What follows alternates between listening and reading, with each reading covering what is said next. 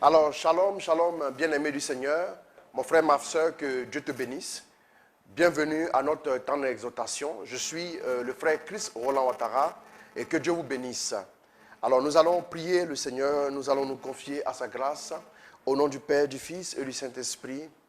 Nous nous confions à toi, Dieu notre Père. Nous voulons te recommander tous ceux qui nous suivent.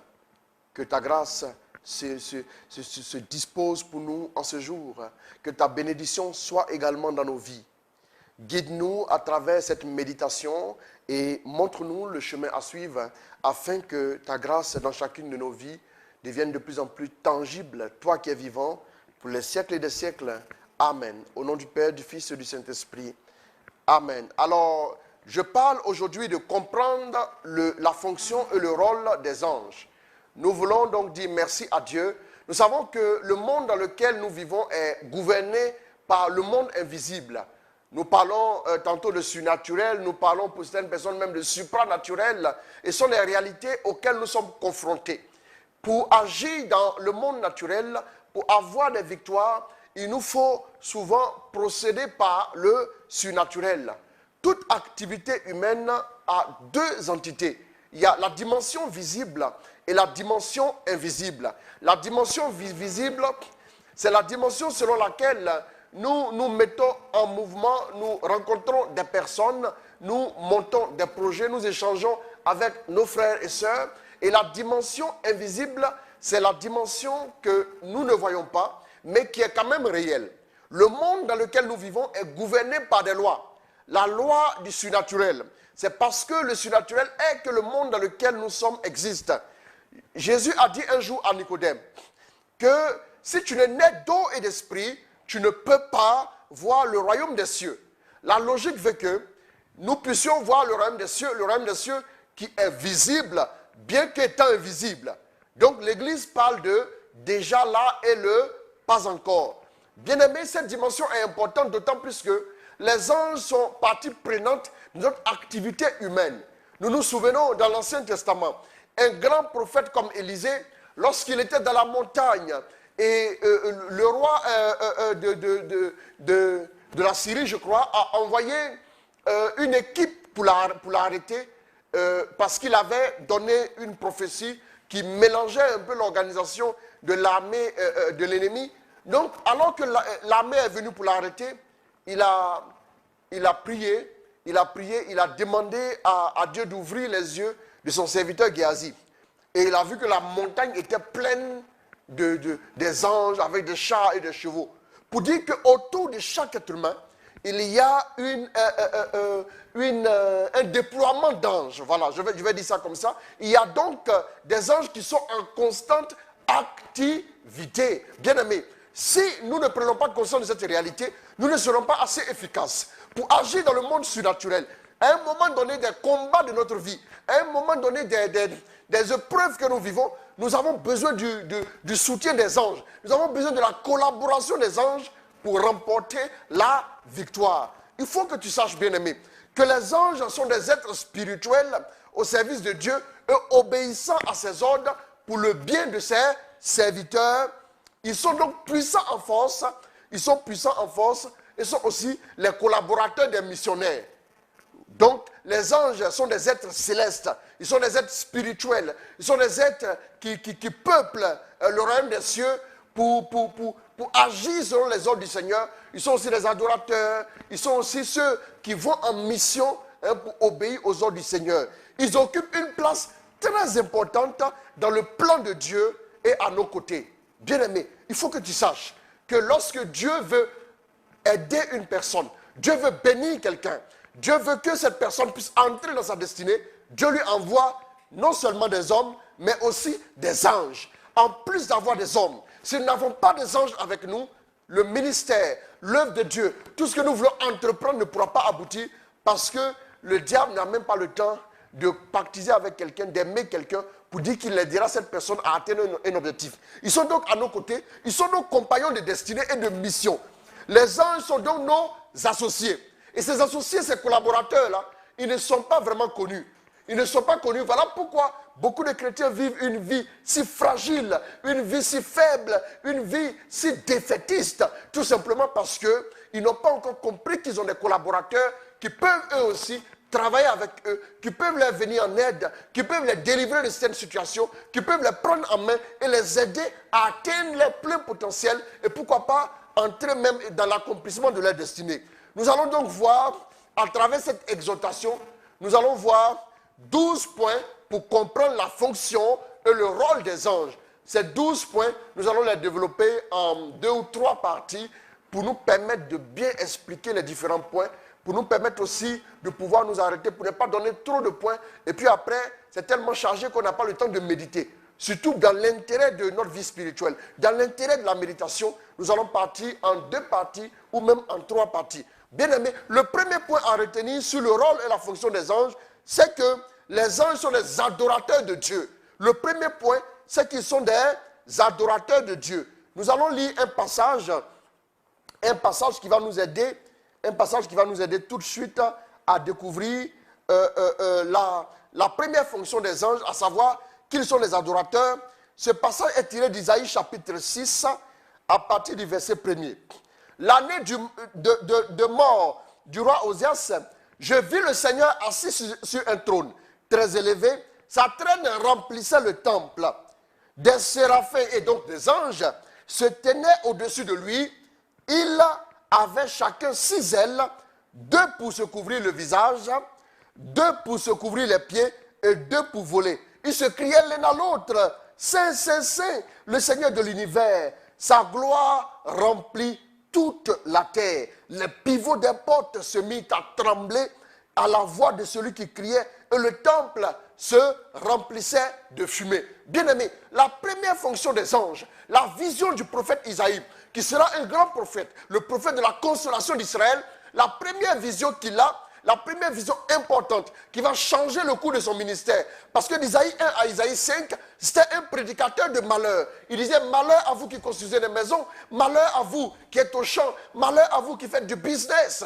Mais quand il rencontre, il a cette vision-là, il voit les anges, il voit la gloire de Dieu.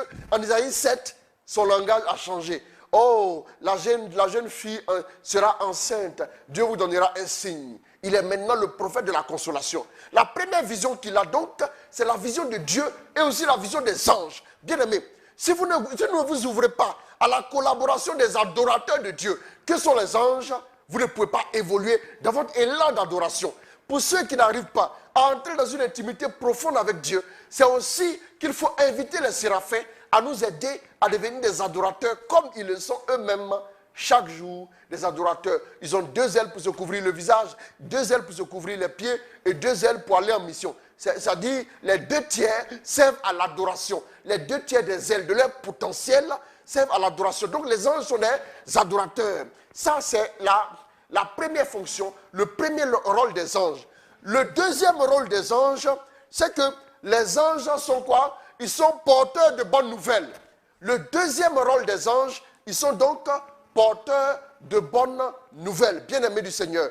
Nous allons écouter aussi un passage, nous allons voir quelque chose de très important. C'est l'un des passages que nous, catholiques, aimons beaucoup. C'est un passage qui nous rappelle quelque chose de grand. Et qu'est-ce que nous voyons en Luc 1, verset 26. Luc 1, verset 26 à 28. Qu'est-ce que nous voyons? Au 6e mois, l'ange Gabriel fut envoyé par Dieu dans une ville de Galilée appelée Nazareth, auprès d'une vierge fiancée à un homme de la maison de David nommé Joseph. Le nom de la vierge était Marie. L'ange entra chez elle et dit, je te salue, à qui une grâce a été faite. Le Seigneur est avec toi. Troublé par cette parole, Marie se demandait que pouvait signifier une telle salutation. L'ange lui dit, ne crains point donc, Marie, car tu as trouvé grâce devant Dieu. Donc l'ange vient lui porter la bonne nouvelle. Et nous connaissons la suite de la nouvelle. Donc la deuxième fonction des anges qu'il faut retenir, c'est que les anges sont des porteurs de bonnes nouvelles. Là où une bonne nouvelle doit intervenir, là où une bonne nouvelle doit éclore, les anges arrivent pour venir la donner. Vous vous souvenez, bien-aimés, lorsque Jésus naquit. Jésus naquit et qu'est-ce que nous voyons? Nous voyons les anges qui étaient là aussi à célébrer la gloire de Dieu. Chaque fois qu'une bonne nouvelle doit arriver dans la vie d'un chrétien, tu peux aussi invoquer les anges porteurs de bonnes nouvelles. Bien aimé, il y a longtemps, il y a vraiment longtemps que tu attends ne serait-ce qu'une bonne nouvelle. Alors que tu pries, tu jeûnes, invoque les anges aussi qu'ils t'apportent de bonnes nouvelles pour la gloire de Dieu. Donc la deuxième fonction, ils sont les porteurs donc de bonnes nouvelles. La troisième fonction des anges, les anges ils nous apportent quoi? Ils nous apportent la délivrance. Les anges nous apportent la délivrance. Nous allons voir en Acte 12, le verset 6 à 11. Acte 12, le verset 6 à 11. Donc la troisième fonction et le troisième rôle des anges, c'est qu'ils sont porteurs de bonnes nouvelles. Nous voyons en Acte 12, à partir du verset 6, qu'est-ce que la Bible nous dit? La nuit qui précéda le jour où Hérode allait le faire comparaître, Pierre, lié de 2 chaînes, dormait entre 2 soldats, et des sentinelles devant la porte gardaient la prison. Et voici un ange du Seigneur survint, et une lumière brilla dans la prison. L'ange réveilla Pierre en le frappant au côté et en disant « Lève-toi promptement ». Les chaînes tombèrent de ses mains, et l'ange lui dit « Mets ta ceinture et tes sandales ». Et il le fit ainsi. L'ange lui dit encore, enveloppe-toi de ton manteau et suis-moi. Pierre sortit et le suivit, ne sachant pas ce qui se faisait par l'ange, ne savant pas que ce qui se faisait par l'ange était réel et s'imaginant avoir une vision. Lorsqu'ils eurent passé la première garde, puis la seconde, ils arrivaient à la porte de fer qui mène à la ville, qui s'ouvrit d'elle-même devant eux. Ils sortirent et s'avançaient dans une rue. Aussitôt l'ange quitta Pierre. L'ange est venu spécialement pour apporter la délivrance au chef de l'église. Bien-aimé, j'aimerais que tu saches une chose. Quand tu es en danger, quand tu es attaqué de toutes parts, assailli par l'ennemi, c'est le moment aussi d'appeler à ta rescousse les anges. Parce que les troisième fonction, ils sont aussi porteurs de délivrance, ils sont aussi porteurs, oui, de bien-être, bien-aimé. Donc les anges interviendront pour te délivrer de la maladie. Ils interviendront pour te délivrer des griffes du diable. Oui, nous nous souvenons quand notre ami Daniel a été jeté dans la fosse au lion. Il a dit quoi au roi après? Quand le roi lui posa la question, « Oh Daniel, est-ce que tu as encore envie ?» Daniel dit, « Oui. » « Oh, longue vie à toi le roi. Sache que Dieu a envoyé son ange pour fermer la gueule des lions pour les empêcher de me faire du mal. » J'aimerais dire à un chrétien en cette saison que tu as besoin d'avoir les collaborateurs qui sont les anges. Ils sont porteurs de délivrance en cette fin d'année. Oui, en ces temps qui courent, en ces temps difficiles, tu as besoin de la délivrance des anges. Tu es en difficulté, tu n'arrives même plus à en sortir. Tu peux aussi invoquer les anges pour t'aider dans ce combat afin que tu puisses t'en sortir indemne. Bien-aimé, qu'est-ce que nous voyons? Quatrième fonction des anges, quatrième rôle que les anges jouent autour de nous. Le quatrième rôle, c'est que les anges sont nos protecteurs. Ils sont nos protecteurs. Nous pouvons le voir au psaume 34, à partir du verset 8. La Bible dit, l'ange du Seigneur campe autour de ceux qui le craignent et il les délivre. Il nous protège. Ils sont chargés de nous protéger. Et nous pouvons aussi aller plus loin. Au psaume 91, le psaume 91, qu'est-ce que nous voyons? À partir du verset 11 à 12. Et je nous lis ce passage. Il est très important que nous puissions retenir les passages de l'Écriture. Car Dieu agit que dans les limites de sa parole. Qu'est-ce que la Bible nous dit? Car il chargera ses anges de te garder en tous tes chemins. Ils te porteront dans leurs bras pour que ton pied ne heurte pas de pierre. Bien-aimé, comprends ceci, comprends cette réalité. Les anges sont nos protecteurs, ils sont là pour te couvrir. Et nous voyons aussi en Matthieu chapitre 26, le verset 53, qu'est-ce que nous voyons rapidement? Matthieu 26, verset 53e, qu'est-ce que nous avons ici? La Bible nous parle de quoi? Au verset 53, très très rapidement, nous voyons ici aussi que, penses-tu, c'est Jésus qui parle, alors qu'il est à Gethsémane, il dit donc à Pierre qui a tranché l'oreille d'un des soldats. Penses-tu que je ne puisse pas invoquer mon Père qui me donnerait à l'instant plus de 12 légions d'anges? Waouh! Ça veut dire que les anges sont des protecteurs. Bien-aimés, tu ne peux pas évoluer dans cette vie, dans ce monde si dangereux. Tu ne peux pas évoluer, oui, dans la vie active, sans la protection des anges.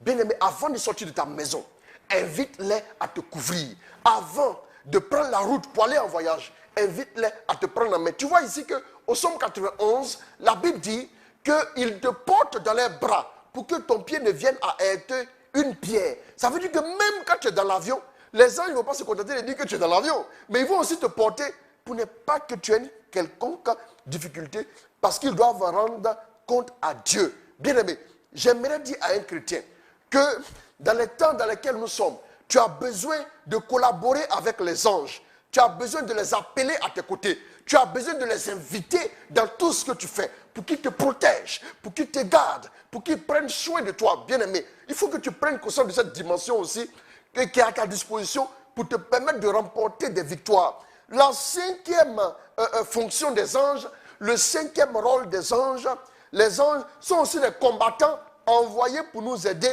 à remporter des victoires. Ce sont donc des combattants, oui, qui nous sont envoyés pour nous aider à remporter des victoires.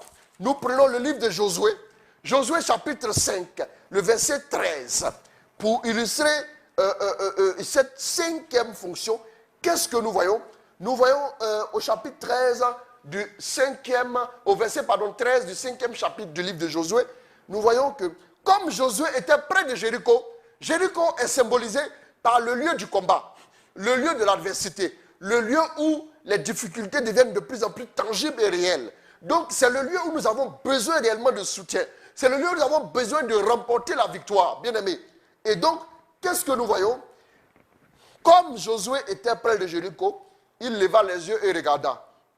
Voici un homme se tenait debout, devant lui son épée nue dans la main. Il alla vers lui et lui dit, es-tu des nôtres ou de nos ennemis? Il répondit, non, je suis le chef de l'armée de l'Éternel. J'arrive maintenant. Josué tomba le visage contre terre, adora et dit, qu'est-ce que mon Seigneur dit à son serviteur? Pourquoi l'ange arrive maintenant? Parce que c'est le moment du combat. Ce sont des combattants hors pair, des combattants chevronnés. Bien-aimés, il y a des combats que tu ne pourras pas remporter tant que tu es seul. Pourquoi l'ange? Alors que Josué, en Josué 1, est présenté comme étant un combattant aguerri. En Josué 1, Dieu lui dit, ne t'inquiète pas, personne ne tiendra devant toi. Malgré que Dieu lui ait dit, personne ne tiendra devant toi. Qu'est-ce que nous voyons? Nous voyons que l'ange intervient. Dieu envoie l'ange. Parce que Dieu a compris que si l'ange n'est pas avec Josué, la victoire ne pourra pas se manifester. Tu as besoin dans tous les combats. Ce sont des combattants chevronnés. Tu as besoin, je disais tout à l'heure dans l'introduction, que les anges sont puissants en force. Ce sont des combattants. Je prêche sur ces fonctions des anges, sur le rôle des anges, parce que leur rôle est méconnu. Les gens ne les invoquent, ne les appellent que dans certains cas assez restreints. Bien-aimé, élargis ta compréhension des anges. La cinquième fonction des anges, donc j'ai dit, ils sont des combattants envoyés pour nous aider, selon Josué 5, verset 13 à 14. Les anges, en sixième point, la sixième fonction des anges, le sixième rôle des anges, ils sont aussi là, les anges sont aussi là pour nous servir et pour servir la cause du royaume des cieux. Qu'est-ce que nous voyons? Nous pouvons le voir en Matthieu 4, le verset 11. Nous allons lire rapidement ce passage, Matthieu 4, le verset 11.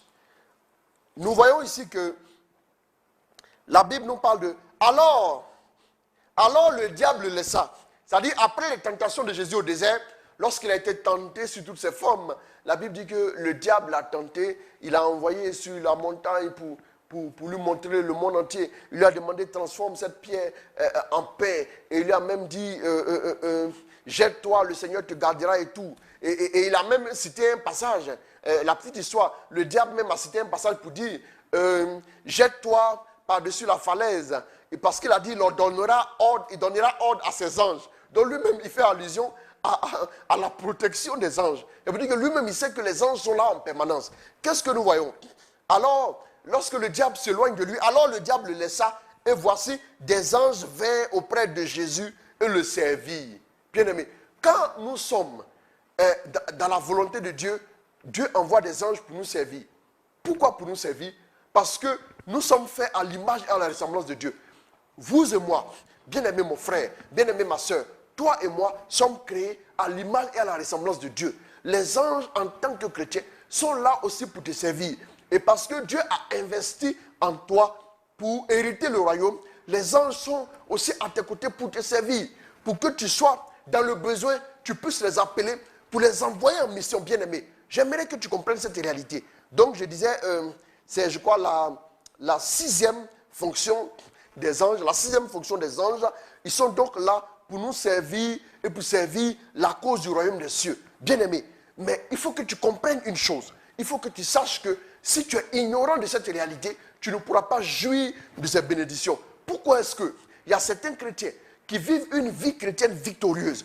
Pourquoi d'autres chrétiens aussi, qui sont alors qu'ils sont nés d'eau et d'esprit, qui ont donné leur vie à Jésus, qui l'ont accepté comme leur Seigneur et Sauveur. Mais pourquoi cette deuxième catégorie de chrétiens vit une vie de défaite, une vie de déchéance, une vie de chaos, une vie permanente de maladie, une vie permanente de chagrin, de persécution à outrance? Bien-aimé, j'aimerais que tu saches que les anges sont partie prenante dans la vie. Vous allez voir que pendant tout le ministère de Jésus, depuis sa naissance, regardez bien, depuis la naissance de Jésus jusqu'à sa résurrection, les anges étaient là. Et même son ascension, les anges étaient encore là.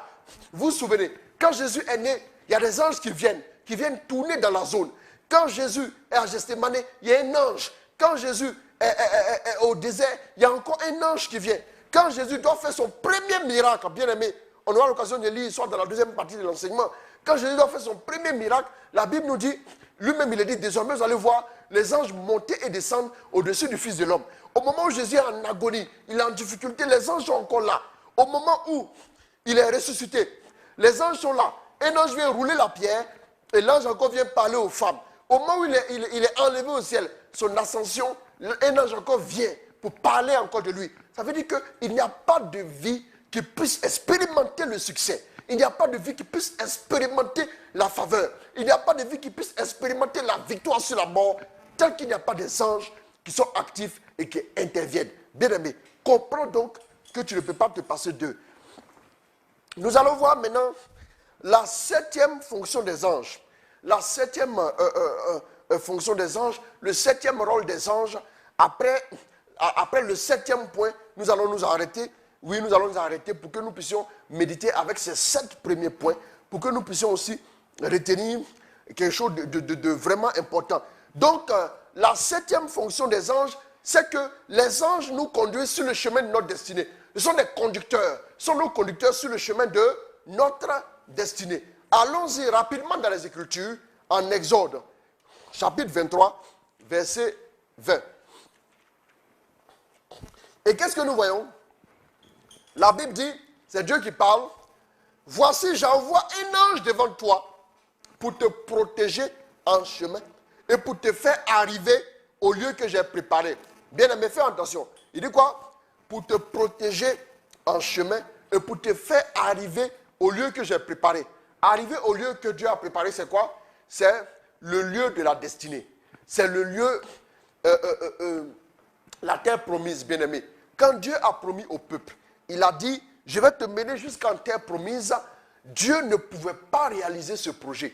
Dieu ne pouvait pas accomplir ce projet sans mettre un ange devant son peuple. J'aimerais dire à un enfant de Dieu, j'aimerais dire à vous tous qui me suivez, j'aimerais dire à vous tous qui m'écoutez que tu ne peux pas atteindre ta destinée. Si Dieu t'a dit que tu vas te marier, il envoie un ange qui va te guider jusqu'au mariage. Si Dieu a dit que tu vas avoir un emploi stable, il va envoyer un ange pour te guider jusqu'à l'emploi. Si Dieu a dit que tu seras toujours à la tête, un ange se mettra devant toi, chargé de te conduire jusqu'à ce que tu fasses quoi? Jusqu'à ce que tu arrives à la tête. Je vais donc t'expliquer une chose essentielle. Bien-aimé, toi qui me suis, Les anges sont des conducteurs pour nous mener dans notre destinée. Tu ne peux pas accomplir ta destinée sans l'aide des anges. Tu ne peux pas ne pas invoquer les anges de ta destinée. Bien-aimé, Dieu t'a-t-il appelé? À quoi Dieu t'a appelé? À devenir un homme d'affaires? Est-ce que Dieu t'a appelé à devenir un prédicateur, chantre, que sais-je encore? Ou bien Dieu t'a appelé à construire des orphelinats, des hôpitaux? Si tu n'appelles pas les anges, si tu ne tiens pas compte d'eux, tu vas voir que tu auras du mal. Parce que tu vas rencontrer beaucoup de combats. Nous allons voir plus tard, dans la deuxième partie, que lorsque Daniel va prier, il va demander quelque chose à Dieu. Et lorsque l'ange sera en train de venir, avec quoi? Avec la réponse à la prière, nous allons voir qu'il aura une opposition. Il aura fallu encore que Michel, à partir de la prière de Daniel, soit déployé depuis le ciel pour faire quoi? Pour ouvrir la voie, pour que la réponse qui a été envoyée par l'ange puisse arriver. J'aimerais dire à un chrétien que les anges sont disposés à te conduire pour que toi aussi tu entres dans ta destinée. Oui, il y a longtemps que tu participes aux prières. Il y a longtemps que tu as entendu la parole de Dieu. Mais je veux te dire, à travers ces 7 premiers points concernant la fonction et le rôle des anges, que tu dois comprendre cette fonction et les 7 points, tu dois encore les méditer pour savoir que dans chaque domaine de ta vie, tu as besoin du secours et de l'intervention des anges. Je m'arrête là pour la première partie. Que le Seigneur te bénisse, que le Seigneur te bénisse, qu'il t'accorde vraiment sa grâce, qu'il t'accorde son soutien et son appui à tous les niveaux. Bien-aimés, nous allons encore prier le Seigneur. Père, nous voulons te bénir pour cette première partie du message sur comprendre la fonction et le rôle des anges. Merci pour tes enfants qui nous suivent. Merci pour ta grâce dans leur vie. Déploie, oui, la couverture angélique pour eux. Déploie l'aide, oh, des anges, qui leur apportent des bonnes nouvelles, qui leur apportent des délivrances, qui leur apportent aussi la protection. Que les anges aussi soient des combattants à leur côté pour qu'ils remportent des victoires. Qu'ils soient aussi à leur côté pour les servir et qu'ils les conduisent sur le chemin de leur destinée. Que ton nom soit béni, que ton nom soit glorifié. Toi qui es définitivement vivant pour les siècles sans fin. Amen. Bien-aimé du Seigneur, que Dieu te bénisse, qu'il te garde. Et puis, nous prenons encore rendez-vous, oui, pour la prochaine. Que Dieu te bénisse. Amen. Au nom du Père, du Fils et du Saint-Esprit.